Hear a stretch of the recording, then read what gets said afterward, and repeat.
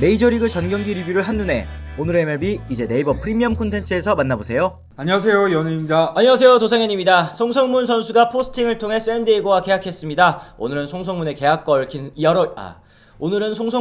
얽힌 여러 이야기 함께 나눠보도록 하겠습니다. 네, MLB.com과 디애슬레틱 등 현지 언론이 오늘 새벽 일제히 보도한 내용인데요. 이 송성문 선수가 샌디에고와 3년에 1,300만 달러에 계약했다는 소식입니다. 이 보장금액 기준인데요.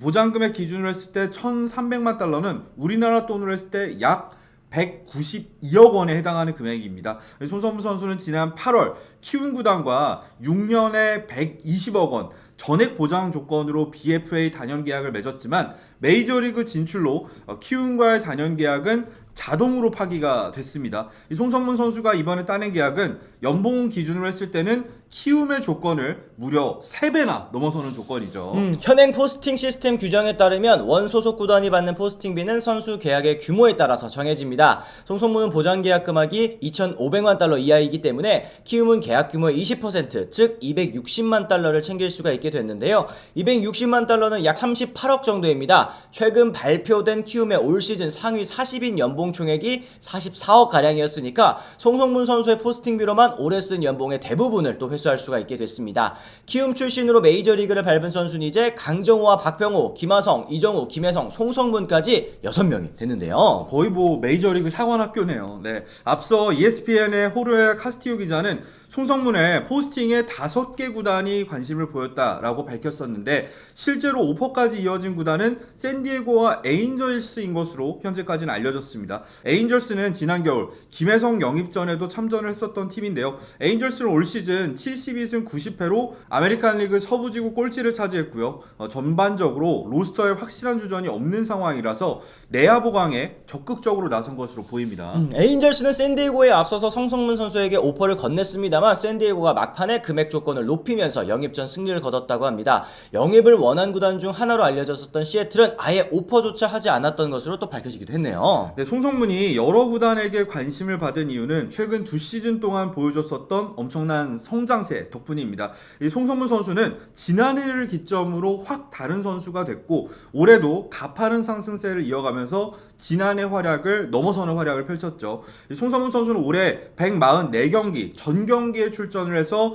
타율은 3할 1푼 5리 26홈런에 90타점 25도로와 함께 OPS도 0.915를 기록을 했습니다.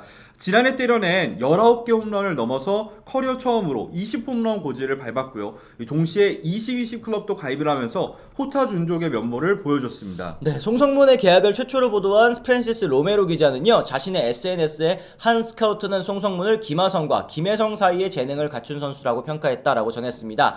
송성문은 김하성과 비슷한 유형이지만 파워와 수비 능력은 조금 떨어진다라는 얘기까지 덧붙였는데요. 이런 평가는 사실 몸값에서도 드러나는 것 같습니다. 김하성 선수 2021년을 앞두고 샌디에고와 4년 2,800만 달러의 계약을 맺었고요. 김혜성 선수 여러분들도 아시다시피 지난해 다저스와 3년 보장 1,250만 달러 계약을 맺은 바가 있었습니다. 네, 송성문 선수가 지난해 메이저리그에 진출한 김혜성 선수의 계약 규모를 넘어서는 것은 쉽게 예상할 수 있는 부분이었습니다. 송성문 선수가 김혜성 선수에 비해서 3살이 많긴 하지만 최근 2시즌 동안 보여줬던 타격 상승세와 내야 수비에서의 안정감 그리고 주루 측면에서도 크게 밀리지 않으면서 더 높은 평가를 받을 수 있었던 것으로 보입니다. 이제 송성문 선수는 다저스의 김혜성, 샌프란시스코의 이정우와 함께 내년 같은 내셔널리그 서부지구에서 여러 차례 맞대결을 펼칠 수 있을 것으로 보입니다. 네, 샌디에고는 국내 팬들에게도 김하성 선수의 소속팀으로 오랜 시간 사랑을 받은 팀이죠. 최근 대규모 투자로 FA 시장에서 스타 선수를 사오면서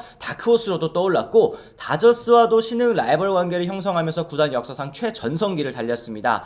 하지만 샌디에고는 지난해 피터 세이들러 구단주가 세상을 또 떠났고요. 그에 앞서서 중개권사 파산 여파로 인해서 현재 심각한 재정난을 겪고 있었습니다. 때문에 이번 FA 시장에서도 샌디에고는 선발 딜런 시즈와 마무리 로버트 수아레즈를 잡지 못했고요. 대형 영입 대신에 가성비 매물에 주로 관심을 또 보이는 상황이었어요. 네, 송성문 선수의 계약 규모인 1,300만 달러는 KBO 리그 기준으로 했을 때는 엄청나게 큰 돈이죠. 하지만 사실 메이저리그 기준으로는 최근 선수들의 몸값이 가파르게 오르고 오르면서 이제 비싼 금액이 아니게 됐습니다. 그런 측면에서 송성문의 계약은 가성비 계약으로 평가를 받을 수 있을 것 같고요. 그렇기 때문에 샌디에고도 영입을 적극적으로 추진한 것으로 보입니다. 그렇습니다. 뭐 주전 경쟁에 있어서 현재 샌디에고 내야진 다소 여유가 있는 편입니다. 과거 김하성 선수가 샌디에고에 갔을 때는 3루의 마차도, 유격수 타티스, 2루수 크로네너스까지 밀어낼 자리가 보이지 않았었던 반면에 지금은 기존 1루수인 아라에지가 나간 자리에 크로네너스가 들어가고 빈 2루 포지션을 송성문 선수가 맡으면 되는 상황인데요. 송성문 선수는 최근 키움에서 주로 3루수로 나서기는 했습니다만 프로 데뷔 초창기에는 2루가 또 주 포지션이었습니다. 유격수를 제외한 모든 포지션 경험이 있는 송성문 선수, 마차도와 크로네너스의 백업으로도 출전할 수 있어서 샌디에고 입장에서는 굉장히 활용도가 높을 전망입니다. 네, 주축 선수들이 많이 빠지긴 했지만 그래도 여전히 샌디에고의 전력은 충분히 와일드카드는 노려볼 수 있는 수준입니다. 만약에 송성문 선수가 선발 라인업에 이름을 올린다면 타티스와 메릴, 마차도, 로리아노, 시츠, 보가츠, 크로네너스, 페르멘에 이어서 9번에 배치될 확률이 지금으로서는 높아 보이는데요.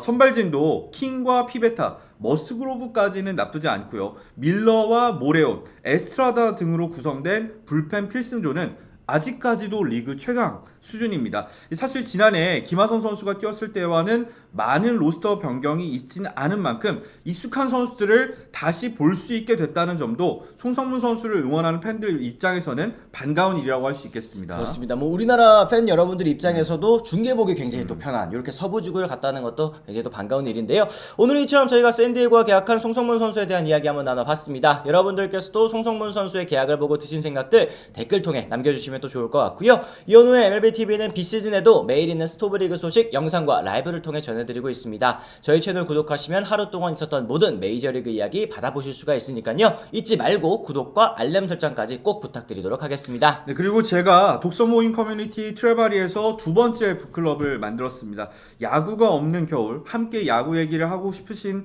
팬 여러분들 기다리고 있으니까 많은 관심 부탁드리도록 하겠습니다. 자세한 내용은 고정 댓글을 확인해 주세요. 네, 저희는 또 다른 소식을 통해서 다시 돌아오겠습니다. 지금까지 시청해주신 분들 모두 감사합니다. 고맙습니다.